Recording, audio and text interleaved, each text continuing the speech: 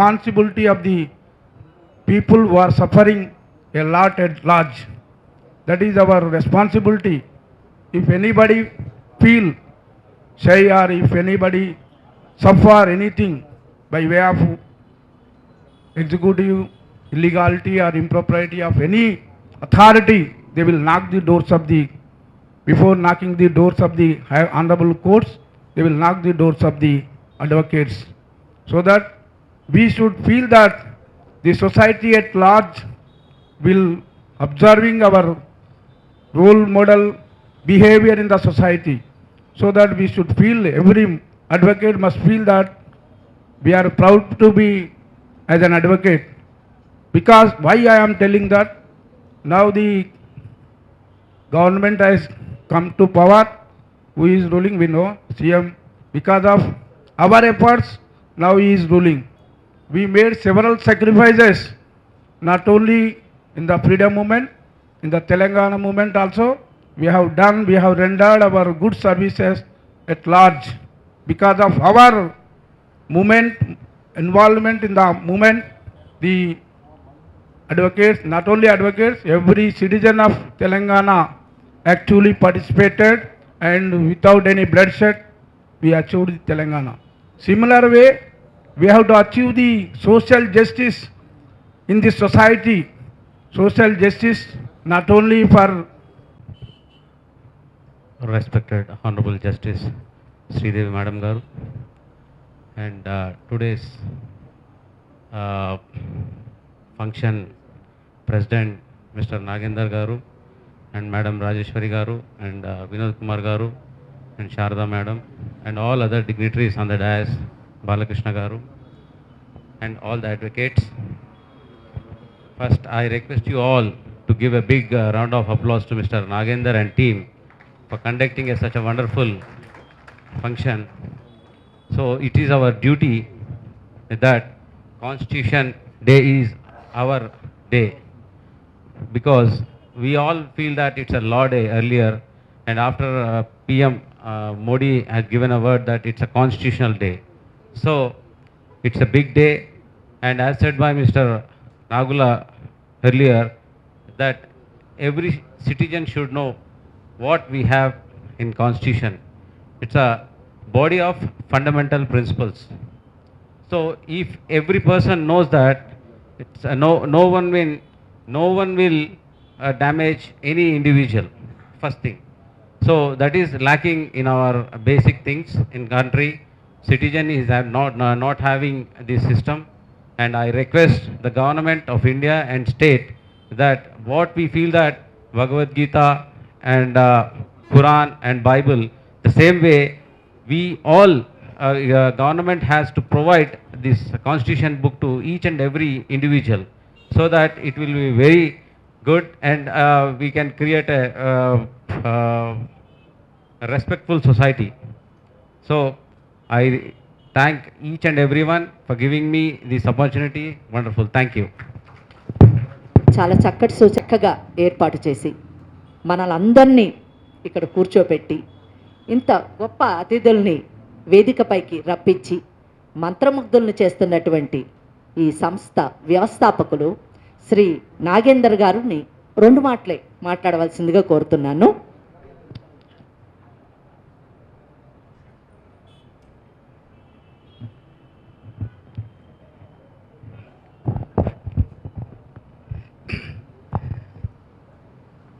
ఈ సభకు వచ్చిన ప్రతి ఒక్క భారత పౌరునికి ఈ రాజ్యాంగ దిన శుభాకాంక్షలు ముందుగా తెలియజేస్తూ, అదేవిధంగా ఈనాటి కార్యక్రమానికి ముఖ్య అతిథిగా వచ్చేసిన మన హైకోర్టు జడ్జి గారు అయినటువంటి శ్రీదేవి గారికి మరీ ప్రత్యేకంగా ధన్యవాదాలు తెలియజేసుకుంటున్నాను. ఎందుకంటే ఆయన దగ్గర టైం లేకున్నా, బిజీ షెడ్యూల్ ఉన్నా, still she has respected us and respected the program and respected the constitution, what I feel. I once again congratulate and thankful to Madam. Last year, the same Chief Justice of India spoke on this dais stating that the constitution is a wonderful document ever produced on this earth. He said, I remember in my mind that words, still I all recollect it always. Thus such since 10 to 15 years we are conducting this Law Day as a Constitution Day. Since 2 years it is said as Constitution Day.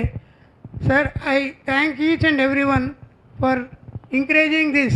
వెనకకు జరపడం జరిగింది. ఇప్పుడు పుష్పగుచ్చాలతోని వేదికను అలంకరించినటువంటి అతిథుల్ని మరి సత్కరిస్తారు. ఆ పేర్లు announce చేయండి మీరు.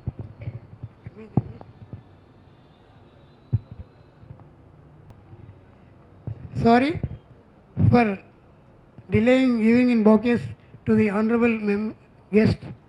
Now I request Madam Gampa Bhavani, the law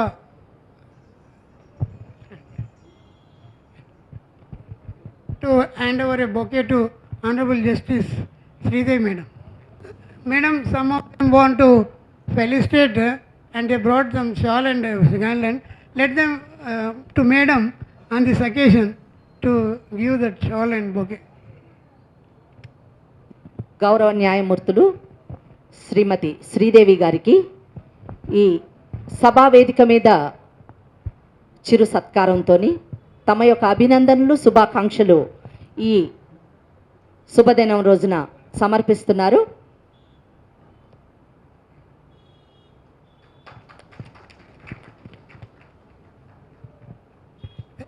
అలాగే నెక్స్ట్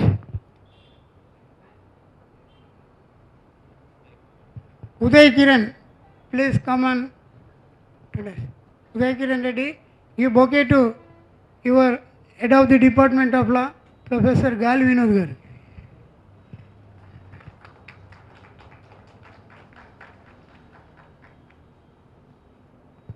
అలాగే today's guest madam Gandrathi Sharada గారు, ఎస్ సత్యనారాయణ గారు.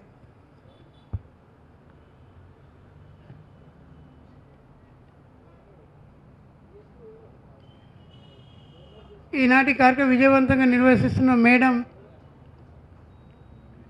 మోస్ట్ 3000 కార్యక్రమాలు నిర్వహించి అపార అనుభవశీలైన శ్రీమతి వెంకటేశ్వరి మేడం గారికి మేమే ఇవ్వాలనుకుంటున్నాం.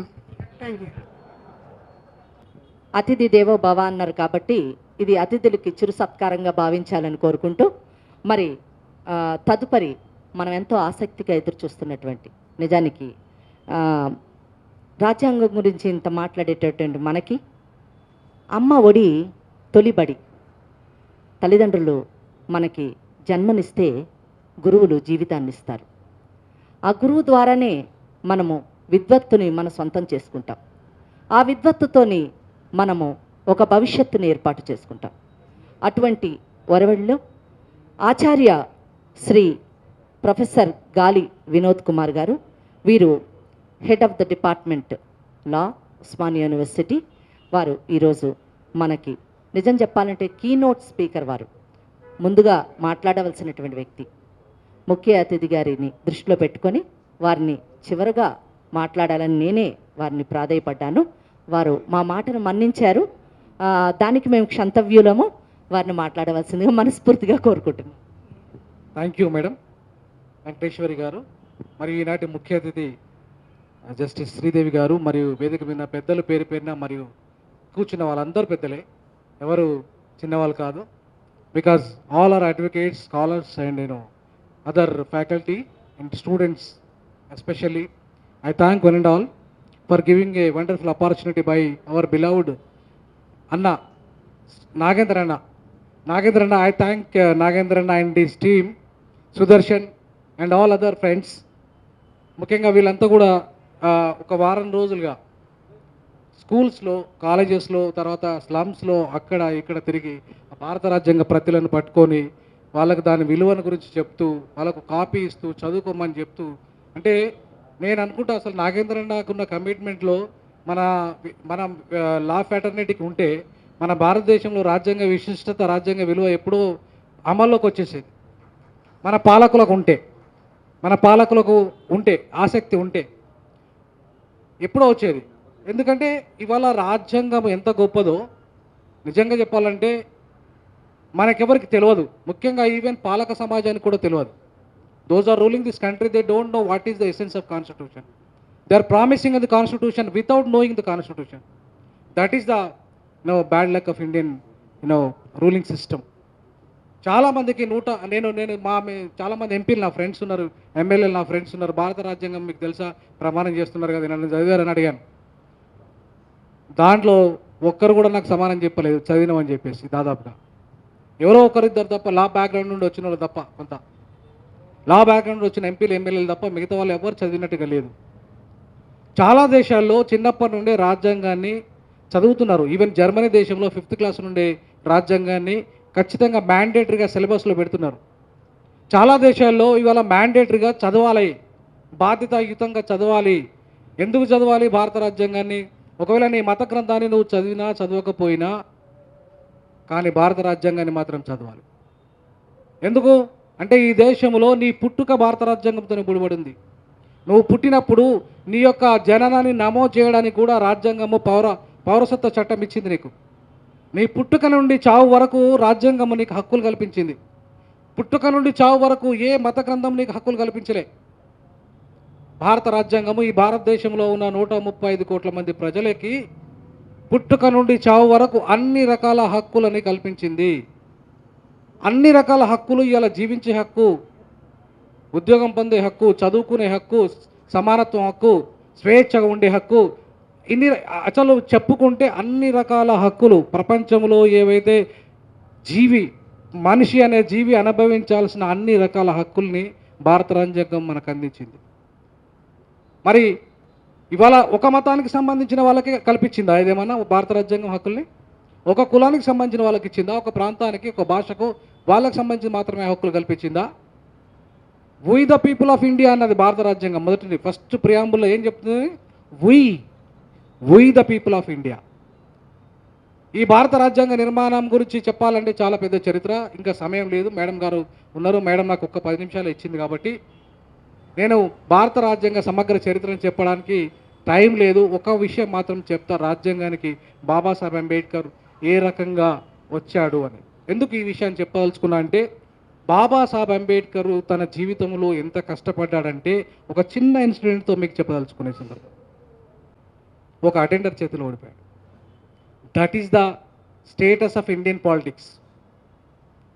ఒక అమెరికాలో అడ్వాన్స్ కంట్రీలో ఒక సైంటిస్టు, ఒక మేధావి, వాళ్ళు కావాలని గెలిపించి వాళ్ళని రాజ్యసభకు, లోకసభకు పంపి వాళ్ళ ఔన్నత్యాన్ని ప్రపంచానికి చాటి చెప్పే విధంగా వాళ్ళ స్కాలర్ లైఫ్ని ఇవాళ మొత్తం ప్రపంచవ్యాప్తం చేస్తే ఈ దేశంలో ఒక ప్రపంచ మేధావికి గెలవలేకపోయాడు రాజ్యాంగ సభ్యుడిగా. తిరిగి ఎట్లా గెలిచాడు బాబాసాహెబ్ అంబేద్కర్? ఎక్కడికైతే ఉమ్మడి భారతదేశంలో ఆనాడు బంగ్లాదేశ్ కూడా ఉమ్మడి భారతదేశంలో భాగంగా ఉంది. 1947 యాక్ట్ రాకముందు భారతదేశంలో పాకిస్తాన్, బంగ్లాదేశ్ కూడా భాగస్వామ్యంగా ఉంది. సో కూల్నా అనే ప్రాంతంలో చండారులు, నామశూద్రులు అనే వాళ్ళు అక్కడ పెద్ద ఉద్యమం చేస్తున్నారు వాళ్ళ హక్కుల కోసం. వాళ్ళు ఏం చేశారంటే బాబాసాహెబ్ అంబేద్కర్ని, అయ్యా మీరు గొప్ప మేధావి, విదేశాల్లో చదువుకొని విదేశీ డిగ్రీలు పొందారు, విదేశాల్లో అత్యున్నతమైన మీకు స్కాలర్లీ మంచి పేరుంది, గొప్ప మేధావిగా మీరు ఇక్కడ రండి, మేము గెలిపిస్తామని చెప్పేసి ఆయన గెలిపించారు నామశూద్రులు. సో గెలిపిస్తే ఏం చేశారు మన ఫ్రీడమ్ ఫైటర్సు? ఒకవేళ బాబాసాహెబ్ అంబేద్కర్ కనుక భారత రాజ్యాంగ సభలో ఎన్నికైతే, ఆయన కనుక వస్తే ఖచ్చితంగా మహిళలకు 50% రిజర్వేషన్లు కావాలంటాడు, ఎస్సీ ఎస్టీలకు కావాలంటాడు, బాల ప్రాతినిధ్యం కావాలంటాడు, ఆదివాసులకు కావాలంటాడు, ఓబీసీలకు కావాలంటాడు, మైనార్టీలకు కావాలంటాడు, పేద అగ్రకుల పేదలందరూ కూడా అవకాశాలు కావాలంటాడు. మరి 299 మందిలో అంతకుముందు 300 పైగా ఉండే సభ్యులు, ఎందుకంటే 93 మంది పాకిస్తాన్ ఎప్పుడైతే డివైడ్ అయిపోయిందో అటు వెళ్ళిపోయారు. ఆ సభ్యుల మెజారిటీ అంతా కూడా పురుషులు మాత్రమే, ఒక సామాజిక వర్గానికి సంబంధించిన వాళ్ళు మాత్రమే ఉన్నారు. అట్లాంటి పూర్తిగా పురుషాధిపత్యము, కొందరి ఆధిపత్యంలో ఏర్పడిన రాజ్యాంగ సభకు బాబాసాహెబ్ అంబేద్కర్ను ఎన్నిక కానివ్వలేదు. తర్వాత ఏమైంది? బాబాసాహెబ్ అంబేద్కర్ ఎన్నికైన తర్వాత అప్పుడు ఏం చేశారంటే 1947 యాక్ట్ ప్రకారంగా పాకిస్తాన్, ఇండియా విడిపోయింది. నేను దానికి సంబంధించిన అనేక కారణాలు చెప్పలేను, ఎందుకంటే చరిత్ర చెప్తే ఇప్పుడు చాలా టైం లేదు కాబట్టి. విడిపోయిన తర్వాత, ఆ చట్ట ప్రకారంగా విడిపోయిన తర్వాత బాబాసాహెబ్ అంబేద్కర్ ఎన్నికైన ప్రాంతాన్ని పాకిస్తాన్కి ఇచ్చేయడం జరిగింది. పాకిస్తాన్ డొమైన్లో బాబాసాహెబ్ అంబేద్కర్ ఎన్నికైన ప్రాంతాన్ని ఇచ్చేయడం జరిగింది. అప్పుడు బాబాసాహెబ్ అంబేద్కర్ ఏం చెప్పాడంటే, నా ప్రజలంతా, ముఖ్యంగా నా ప్రజలంతా భారత భూభాగంలో ఉంటే నేను పాకిస్తాన్ భూభాగంలో ఎన్నిక ఏం చేయాలి? బ్రిటిష్ వాళ్ళ దగ్గరికి పోయి వేడుకోవడం జరిగింది. నా ప్రజలకు నేనేం చేయాలి? ఏ సామాజిక వర్గాల కోసం నేనైతే రాజ్యాంగ సభకు వెళ్ళాలనుకుంటున్నారో ఆ సామాజిక వర్గాలంతా భారత భూభాగంలో ఉన్నాయి. వాళ్ళు అణచివేతకు, అంటరానితనానికి, హక్కుల ఉల్లంఘనకు, అనేక రకాల అవమానాలను ఎదుర్కొంటున్న నా ప్రజలు, నా ప్రజల కోసం నేనేం చేయకపోతే నేను రాజ్యాంగ సభకు ఎన్నికై ఏం లాభం అని చెప్పేసి బ్రిటిష్ వాళ్ళను వేడుకుంటే, బ్రిటిష్ వాళ్ళు భారత పాలక సమాజానికి హెచ్చరిక చేయడం జరిగింది. మీకు ఒకవేళ స్వతంత్రం కావాలంటే బాబాసాహెబ్ అంబేద్కర్ను రాజ్యాంగ సభకు ఎన్నుకోండి. స్వతంత్రం కావాలంటే బాబాసాహెబ్ అంబేద్కర్ను రాజ్యాంగ సభకు ఎన్నుకోండి. అట్లాగే ఈ దేశంలో, మీ దేశంలో ఎవరికి ఒకే ఒక వ్యక్తి సమర్థత ఉంది, భారత రాజ్యాంగం రాసే మేధావి సమర్థత ఉంది. ఆయన బాబాసాహెబ్ అంబేద్కర్ మాత్రమే. మొత్తం ఆయన కొలంబియాలో, మా దగ్గర, అలాగే యూకేలో డబుల్ డాక్టరేట్ డిగ్రీ చేసి ప్రపంచ మేధావి, 93 దేశాల రాజ్యాంగాలను చదివి భారత రాజ్యాంగ నిర్మాణాన్ని కోసం రాజ్యాంగాన్ని రాసిన ఘనత బాబాసాహెబ్ అంబేద్కర్ది. అట్లాంటి వ్యక్తిని మీరు భారత రాజ్యాంగ సభలో తీసుకురాకపోతే మీ దేశంలో రాజ్యాంగాన్ని నిర్మాణం చేసే శక్తి ఎవరిలో లేదు. కాబట్టి ఆయనను తప్పకుండా మ్యాండేటరీగా మీరు రాజ్యాంగ సభకు పంపాల్సిందే అని చెప్పేస్తే, అప్పుడు మళ్ళీ ఏ అభ్యర్థి అయితే, అటెండర్ అయితే అంబేద్కర్ను ఓడగొట్టాడో ఆయనతో రాజీనామా చేపించి తిరిగి కాంగ్రెస్ పార్టీ అక్కడికి వెళ్ళి ఆయనను గెలపడానికి సహకరించింది. అంటే అర్థం చేసుకోండి మిత్రులారా, బాబాసాహెబ్ అంబేద్కర్ ఎవరి కోసం రాజ్యాంగం రాశాడు? ఒక్క వర్గాల కోసమేనా? పీడితుల కోసమేనా? దళితుల కోసం మాత్రమే రాశాడా? ఆయన క్లియర్గా ప్రియాంబుల్లో చెప్పాడు, we the people of India. We అంటే the people who are living in the territory of India, 135 crores of the people of India who are living, neither they are belongs to any caste, any community, any region, any gender, any ethnicity, whatever their status, అది ఏమైనా కావచ్చు, but we the people of India. మనం ఒక్కసారి ఈ భారతదేశాన్ని 500 సంవత్సరాలుగా విడిపోయిన ఈ భారతదేశాన్ని ఒక్కటిగా చేయగలిగింది ఎవరు? 6000 కులాలని ఒకటిగా చేయగలిగింది ఎవరు? 1500 జాతుల్ని ఒకటిగా చేయగలిగింది ఎవరు? భాషల్ని ఒకటిగా చేయగలిగింది ఎవరు? భారత రాజ్యాంగం. భారత రాజ్యాంగం ఒక్కటిగా చేసింది. దాంట్లో ఫ్రీడమ్ ఫైటర్స్ భాగస్వామ్యం ఉంది, మిగతా వాళ్ళ భాగస్వామ్యం ఉన్నప్పటికీ కూడా భారత రాజ్యాంగము ప్రతి పౌరునికి భారత రాజ్యాంగ రచనలో, రాజ్యాంగ హక్కుల్లో భాగాన్ని కల్పించింది. అందుకే ఇవాళ ఎవరి సొత్తు కాదు భారత రాజ్యాంగం. ఎవరి సొత్తు కాదు భారత రాజ్యాంగం. భారత రాజ్యాంగం ప్రజలందరిది, ప్రజల కోసం నిర్మించబడ్డది, ప్రజల చేత నిర్మించబడ్డది.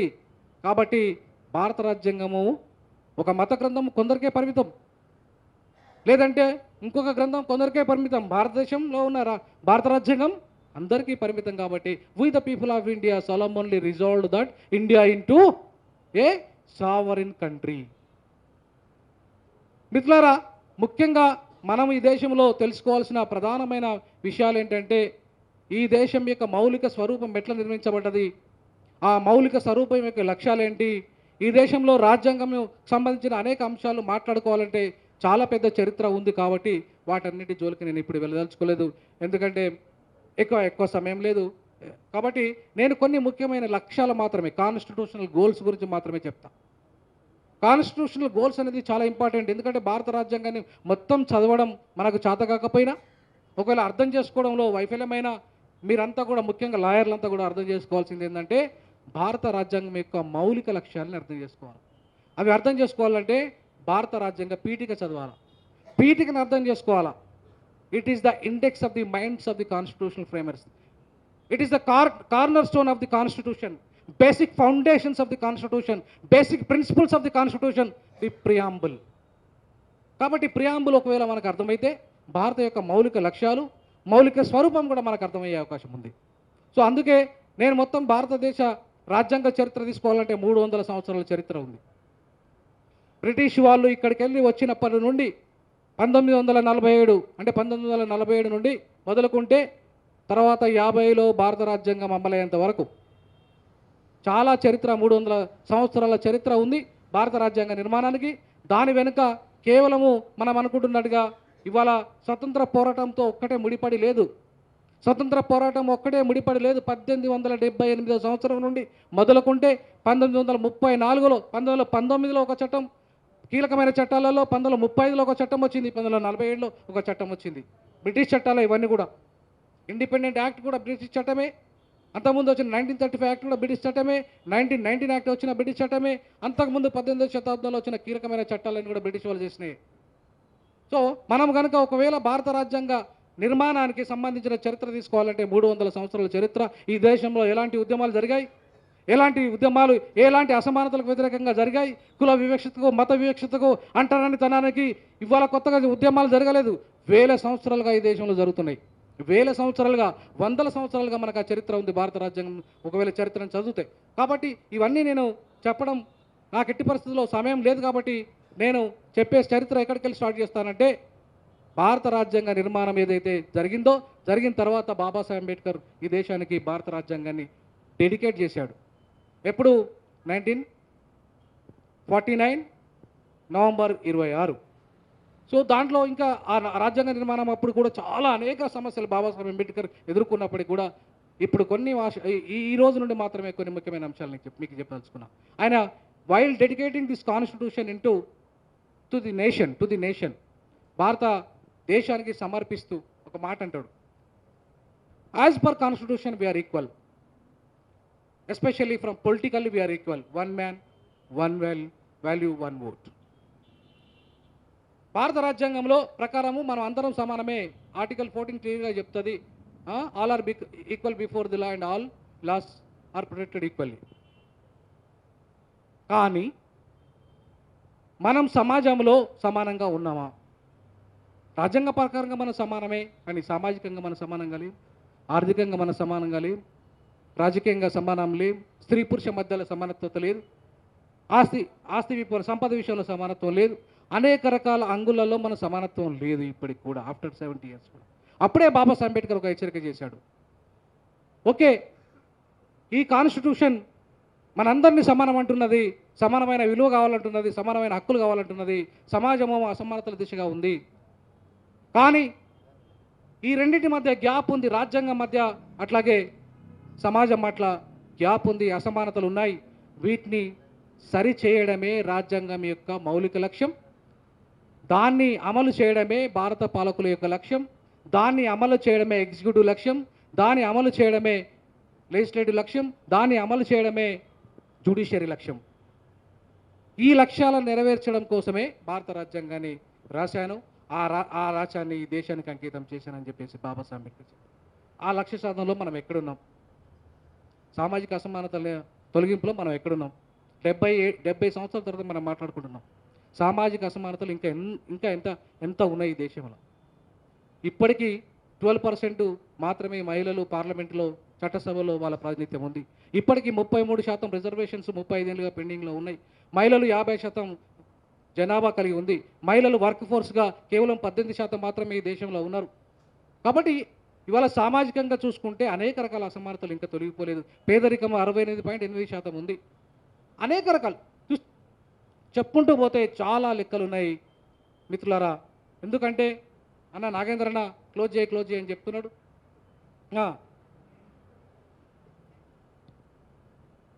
సో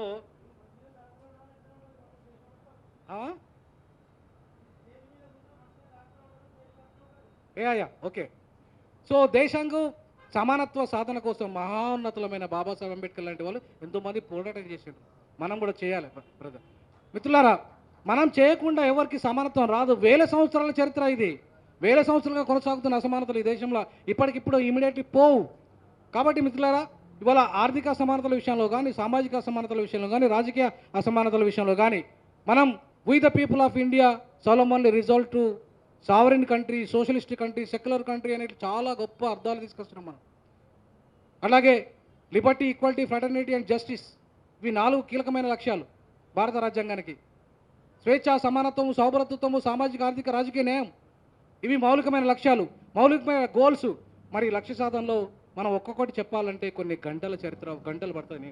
ఒక్కొక్క లక్ష్యం గురించి చెప్పాలంటే కొన్ని గంటలు ఉంటుంది. కాబట్టి మేడం గారు ఉన్నారు కాబట్టి ఒకటే ముఖ్యమైన విషయం చెప్పి నేను ముగిస్తా.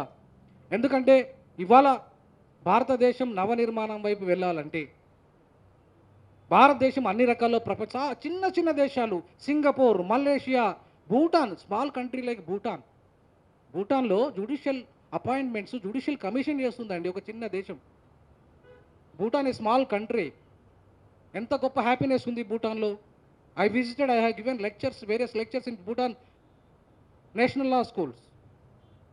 America Columbia university I have given lecture. America how advanced, ఎందుకు అడ్వాన్స్ అయింది? ప్రజలకు మౌలికమైన హక్కుల గురించి తెలిసింది, ప్రజలకు రాజ్యాంగ లక్ష్యాలు తెలిసాయి, అక్కడ అడ్వాన్స్ అయ్యారు ప్రజలు. ఇంకా మన వాళ్ళకి రాజ్యాంగం అంటేనే సరిగా తెలియదు, హక్కులు అంటేనే తెలియదు, హక్కుల మీద పోరాటం అంటేనే తెలియదు. వేల సంవత్సరాలుగా ఇలా ఉద్యమాలు జరిగాయి ప్రపంచవ్యాప్తంగా హక్కుల కోసం. ఇవాళ ఒక్క రోజులతో మన భారత రాజ్యాంగంలో హక్కులు రాలేదు, దాని వెనుక పెద్ద చరిత్ర ఉంది. కాబట్టి మిత్రులారా, మనం ఇవాళ హక్కుల ముఖ్యంగా స్వేచ్ఛ, సమానత్వము, సౌభ్రతత్వం పునాదిగా, సామాజిక ఆర్థిక రాజకీయ న్యాయం పునాదిగా ఈ దేశ రాష్ట్రపతి అయినా, ఈ దేశ ముఖ్యమంత్రి అయినా, ఈ దేశ ప్రధానమంత్రి అయినా, ఈ దేశ చీఫ్ జస్టిస్ ఆఫ్ ఇండియా అయినా, లేదంటే ముఖ్యమైన వ్యవస్థలన్నీ కూడా ఎగ్జిక్యూటివ్, లెజిస్లేటివ్, జ్యుడిషియరీ అన్ని వ్యవస్థలు ఆ లక్ష్య సాధనలో ఏర్పడ్డాయి. ఆ లక్ష్య సాధన కోసమే పనిచేయాలి. ఆ లక్ష్య సాధనకు మాత్రమే నవభారత, ఆ లక్ష్య సాధనను సాధిస్తే మాత్రమే నవభారత నిర్మాణం జరుగుతుంది.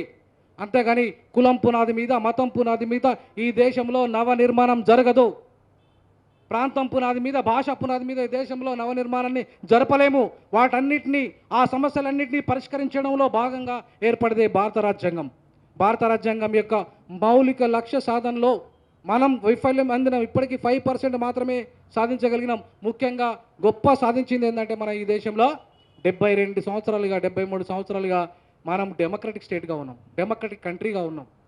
అది గొప్ప విజయం మనది.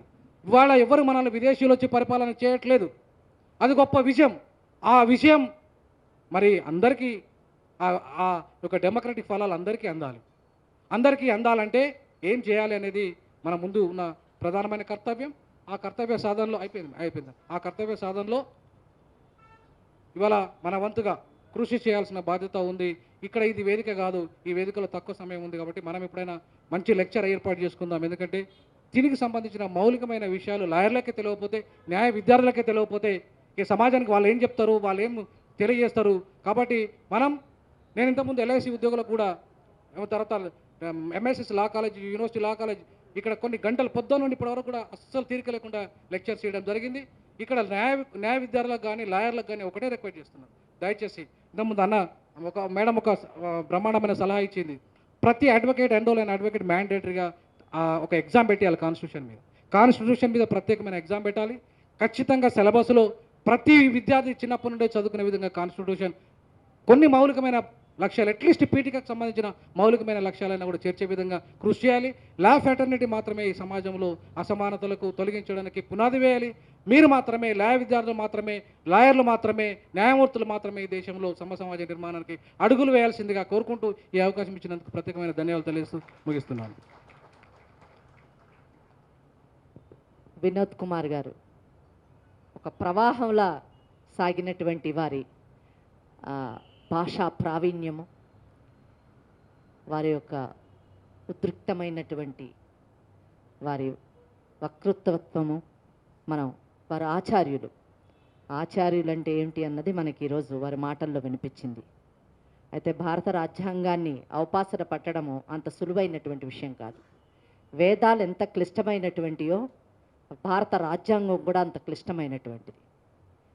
ఇతర దేశాల రాజ్యాంగాలు, ఒక అమెరికా కానివ్వండి, అమెరికా రాజ్యాంగం 13 పేజీలు మాత్రమే ఉంటుంది. మన భారత రాజ్యాంగాన్ని ఎలిఫెంటైన్ కాన్స్టిట్యూషన్ అన్నారు. ఎందుకంటే అది చదవడం ఒక ఎత్తు అయితే, దాన్ని అర్థం చేసుకోవడం ఒక వంతు, దాన్ని అర్థ వివరణ చేయడము ఇంకా క్లిష్టమైనటువంటి విషయం. ఎందుకంటే భారతదేశం చిన్నది కాదు, ఒక మతానికి సంబంధించినది కాదు, ఒక సంస్కృతికి సంబంధించినటువంటి కాదు. అనేక సంస్కృతులు, భిన్న మతాలు, భిన్న కులాలు, భిన్న వ్యక్తిత్వాలు, భిన్న రాష్ట్రాలు కలిగినటువంటి ఇంత పెద్ద దేశానికి అంత పెద్ద రాజ్యాంగం ఉండడం అవసరము, అన్ని హక్కులు కూడా ఉండడం అవసరము, ఆ హక్కులు ఉల్లంఘన అవ్వడం కూడా చాలా సర్వసాధారణము. అయితే న్యాయవాదులు మాత్రము భారత రాజ్యాంగం గురించి తెలియదు అని అనడం మాత్రం అంతగా ఒప్పుకునేటటువంటి విషయం కాదు. ఎందుకంటే భారత రాజ్యాంగాన్ని తెలియకుండా ఏ న్యాయవాది కూడా నల్లకోటు వేసుకొని కోర్టు ముందు నిలబడేటటువంటి ధైర్యాన్ని, సాహసాన్ని చెయ్యరు. అయితే న్యాయవాదులు హక్కులు ఉల్లంఘన జరిగినప్పుడు ఏ విధంగా ఆ హక్కులు సంరక్షించాలి అనేటటువంటి వారి ప్రాక్టీస్లోని వాళ్ళు వాదోపవాదాల ద్వారా కానివ్వండి, రాతపూర్వకంగా కానివ్వండి, ఆ ప్రయత్నాలు చేస్తారు. ఆ అర్థ వివరణని న్యాయమూర్తులు, న్యాయ వ్యవస్థ చేస్తుంది. అది న్యాయవాదులు, న్యాయ వ్యవస్థ చేసేటటువంటి పని. ఈరోజు తెలంగాణ రాష్ట్ర ఉన్నత న్యాయస్థానము చాలా పలచబడ్డది. అంటే 28 సంవత్సరాల నుంచి నేను హైకోర్టులో ప్రాక్టీస్ చేస్తున్నటువంటి అడ్వకేట్ని. ఈరోజు ఏదైనా ఒక కోర్టు చాలా నిండుగా ఉంది అంటే అది మేడం శ్రీదేవి గారి కోర్టే. చాలా కలకల్లాడుతూ, చాలా నిండుగా, అసలు కూర్చోవడానికి ప్లేస్ కూడా లేనటువంటి కోర్టు 7th కోర్టు ఈరోజు రాష్ట్ర ఉన్నత న్యాయస్థానంలోని. నేను చాలా సరదాగా అప్పుడప్పుడు తోటి న్యాయవాదులతో అంటూ ఉంటాను, జస్టిస్ ఇలంగో గారు వెళ్ళిన తర్వాత జస్టిస్ శ్రీదేవి గారు వచ్చారు. ఇలంగో గారు నిజానికి ఆయన న్యాయవాదులకి దేవుడు. ఎందుకంటే ప్రతి ఒక్కరికి ఏదో ఒక ఆర్డర్ ఇచ్చి న్యాయవాదులు బ్రతకడానికి, న్యాయాన్ని ఆశించి వచ్చినటువంటి కక్షిదారులకి ఒక ఆశాదీపం నిజానికి. మళ్ళీ ఆ స్థానంలో వచ్చినటువంటి మహిళా విదుషీమణి గౌరవ న్యాయమూర్తులు శ్రీమతి శ్రీదేవి గారు. అయితే న్యాయమూర్తులు మాట్లాడరండి, వారికి గళం ఉండదు, కలం ఉంటుంది. ఆ కలంతోనే సమాజాన్ని శాసిస్తారు, సమాజాన్ని మారుస్తారు. అదే న్యాయ వ్యవస్థలోనున్నటువంటి గొప్పతనం. ఆ న్యాయ వ్యవస్థలో మేమందరం భాగం కావడం మేము చేసుకున్నటువంటి పూర్వజన్మ పుణ్యంగా మేము భావిస్తూ ఉంటాం. ఎప్పుడు నేను అనుకుంటూ ఉంటాను, మేడం ఎలా మాట్లాడతారో వినాలి అని. చాలా సౌమ్యురాలు, సౌజన్యమూర్తి, గౌరవనీయురాలు, ప్రేమమయి, మాట వినిపించదు. కేవలం జడ్జిమెంట్స్ మాత్రమే మనకు కనిపిస్తూ ఉంటాయి. ఈరోజు ఆమె మాట వినాలనే ఆశతో వచ్చాను. వారు మాట్లాడతారు, మనం అందరం విందాం. నేను అన్నట్టుగానే 30 నిమిషాల్లో కార్యక్రమం ముగిస్తానన్నాను. 7:30 నా టైము, కానీ 10 నిమిషాలు ఎక్కువైంది. నిజానికి వినోద్ గారికి కూడా నేను 2 నిమిషాలు ఇచ్చాను, వారు 10 నిమిషాలు లాక్కున్నారు. అది పురుషుల్లోనున్న గొప్పతనం అండి. ఆడవాళ్ళని అలా సప్రెస్ చేసి వాళ్ళు అలా లాక్కుంటూ ఉంటారు. ఇది ఇక్కడ కూడా జరిగింది, మేమేం చేయలేము. న్యాయమూర్తి, గౌరవ న్యాయమూర్తులు శ్రీమతి శ్రీదేవి గారు, milord, his lordships justice Sridevi గారు will deliver her valuable speech and enlighten us with the Constitution of India.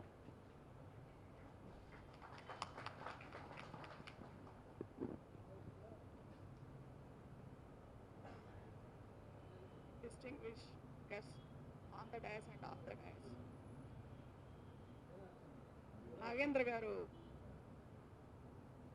in spite of my busy schedule, ఆయన వదలలేదు. మేడం గారు మీరు 5 నిమిషాలకు రండి అన్నారు, నన్ను గంటన్నర కూర్చోబెట్టారు ఇక్కడ.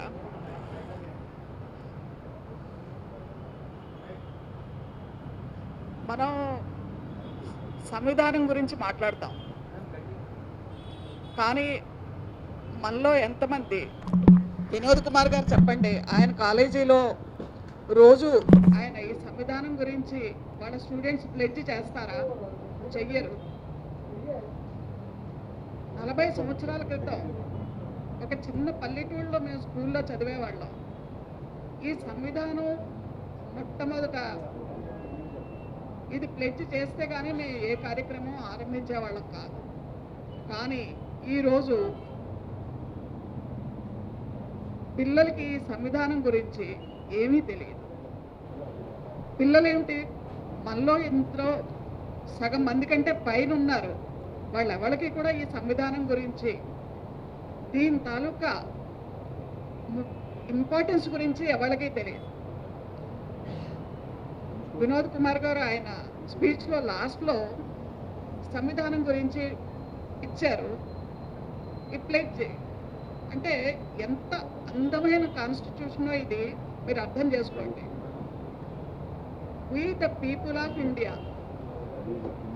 మన భారతదేశ పౌరులు మాత్రమే, we the people of India having solemnly resolved, మనం ఒక వ్రతం, ఒక ప్లెడ్జ్ తీసుకుంటున్నాం. ఏమని? Constitute India a sovereign socialist secular democratic republic. అంటే ప్రపంచంలో ఉన్న అన్ని విధానాలని మన ఇండియాలో తీసుకుంటున్నాం, మన భారత పౌరులు తీసుకుంటున్నాం. మేడం గారు అన్నట్టు యూనిటీ డైవర్సిటీ, భిన్నత్వంలో ఏకత్వం. అందులో మొట్టమొదటిది ఏమిటి? జస్టిస్, న్యాయం. అందులో కూడా మొట్టమొదటిది ఏంటి? సామాజిక న్యాయం, సోషల్ జస్టిస్. ఎకనామిక్ జస్టిస్, ఆర్థిక న్యాయం, and political justice. Political justice అన్నిటికంటే కనుకని మొట్టమొదట మనం చేసేది ఏంటి? సోషల్ జస్టిస్, సామాజిక న్యాయం.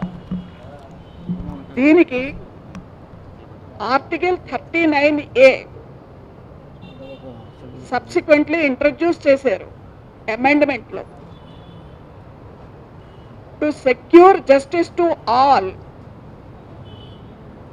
అంటే ప్రతి ఒక్కరికి న్యాయం. This is not only meant for the rich people. వాళ్ళ డోర్ స్టెప్కి వెళ్ళి మనం న్యాయం చేయడం గురించి అని చెప్పేసి 39A ఆర్టికల్ని ఇంట్రడ్యూస్ చేశారు. ఈ ఒక్క భారత రాజ్యాంగంలో మాత్రమే ఈ justice, social justice and economic justice. మీకు ఒక చిన్న ఉదాహరణ చెప్తాను. సోషల్ జస్టిస్, సామాజిక న్యాయం అంటే ఏంటి? ఒక కేసు మా దగ్గరికి వస్తే అది చట్టపరంగా అది ఆ వ్యక్తికి న్యాయం చేకూర్చగలగా లేవా అన్నది ఆ రికార్డు చెప్తుంది. కానీ ఆ వ్యక్తికి న్యాయం చెయ్యాలి, అప్పుడు ఆ రికార్డుకి వ్యతిరేకంగా ఆ రికార్డు కంటే పైకి వెళ్ళి ఆ వ్యక్తికి చేసే న్యాయం సామాజిక న్యాయం. ఎకనామిక్ జస్టిస్, ఆర్థిక న్యాయం. రోజు వస్తాయి నా దగ్గరికి కేసులు. ఈయన 30 లక్షలు తీసుకుని నాకు డబ్బులు ఇవ్వలేదు, ఈయన 1 కోటి రూపాయలు తీసుకుని నాకు డబ్బులు ఇవ్వలేదు, ఈయన 3 లక్షలు తీసుకుని నాకు డబ్బులు ఇవ్వలేదు. అది ఎకనామిక్ జస్టిస్. డబ్బులు తీసుకున్నావు, you have to return back.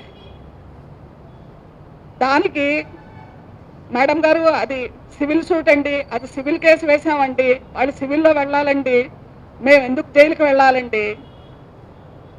మరి డబ్బులు తీసుకుని ఆయన్ని చీట్ చేసావు కదా, మరి ఆ డబ్బులు ఇచ్చేయి అంటే అడిగొస్తానండి మా క్లయింట్ని. Economic justice. వాళ్ళకి ఆర్థిక న్యాయం. వాళ్ళు ఎందుకు వస్తారు కోర్టుకి? మాకు అన్యాయం జరిగింది, ఆ అన్యాయాన్ని మాకు కోర్టు ద్వారా, మేము చట్టం ద్వారా. అంటే ఏంటి? బియాండ్ దట్ వస్తాను, ఇక్కడికి వస్తాను మళ్ళీ. మొట్టమొదటిది justice, Liberty of thought, expression, belief, faith, worship. ఒక చిన్న ఉదాహరణ చెప్తాను. కోర్టులో కూర్చున్నాను, ఒక కేసు చదువుతూ ఉంటే ఈరోజు పొద్దున్నే ఆ లిబర్టీని మనం ఏ రకంగా ఉపయోగించుకోవాలి? ఆమెని ముఖ్య అతిథి గారిని మాట్లాడమన్నారు. ఆమె ఉదాహరణ చెప్తోంది. నా కొడుకు చూడండి, నా కొడుకుకి మార్కులు ఎక్కువ వచ్చినా రాకపోయినా, నా కొడుకు పెద్ద చదువులు చదవలేడు, ఆయన ఉన్నాడు, ఆయన ఆ కులం వాడు, ఆయన అంటాడు నాకు 30 మార్కులు వచ్చినా నాకు సీట్ వచ్చేస్తుంది, నేను పెద్ద పదవుల్లో గడిపోతాను, నాకు ఉద్యోగం వస్తుంది. అంటే ఏంటి? మనం ఒక జాతిని, ఒక కులాన్ని తక్కువ చేసే మాట్లాడే అధికారం మనకి లేదు. లిబర్టీ ఆఫ్ థాట్, స్పీచ్ అంటే ఎక్స్ప్రెస్ చేయాలి, కానీ మనం ఒక వ్యవస్థని, ఒక కులాన్ని, ఒక వ్యక్తిని కించపరుస్తూ మాట్లాడే అధికారం మనకి లేదు. ఇప్పుడు వచ్చి నా మీద వాళ్ళు ఊరుకుంటారా? మా కులాన్ని అవమానించింది, పబ్లిక్లో స్పీచ్లో మా కులాన్ని అవమానించిందని వాళ్ళు కేసు వేశారు.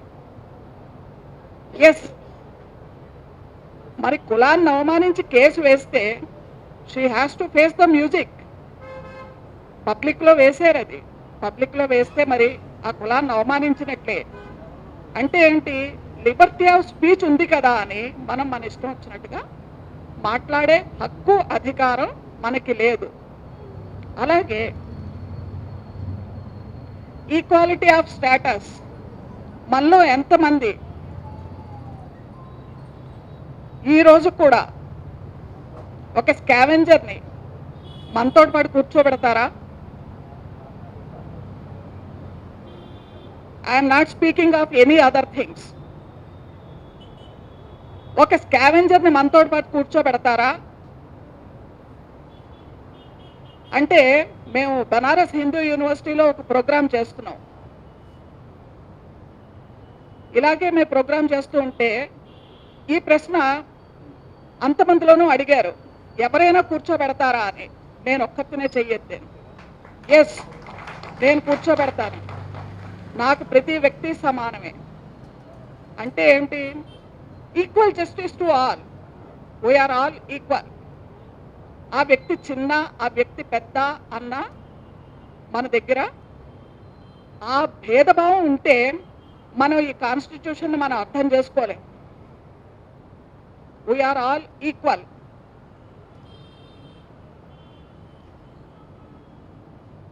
అండ్ ఆపర్చునిటీ వాళ్ళకి